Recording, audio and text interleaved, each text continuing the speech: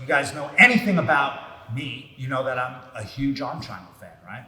And getting into the arm triangle from top position, obviously you have to be able to dominate your partner. There are ways to trick them into it.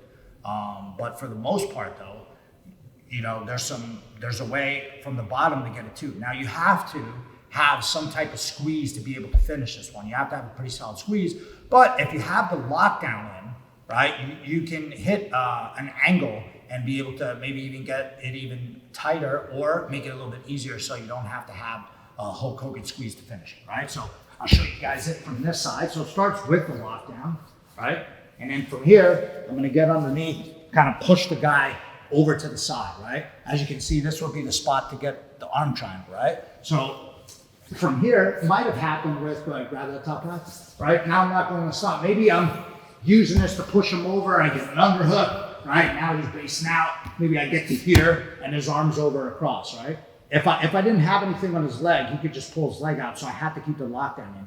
Now, once he's over here and I'm looking for an electric chair and I'm using my hands to push him away, I just reach up and grab him, right? Now this one, I don't know, I think they call it the Apollo choke. We've always called it the bubbler, right? So once I get a hold of him, right, I like an S-grip, but it's very hard to finish the S-grip from the bottom, right? So usually from here, I use the S-grip to cinch it tight. And then once I get it tight enough, turn it into the rear naked choke grip.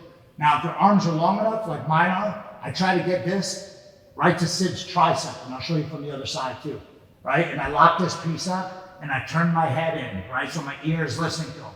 My leg, right? I can't just be in regular lockdown, because if he passes here all the way to mount, I'm in trouble. So I'm gonna move this leg over to the side.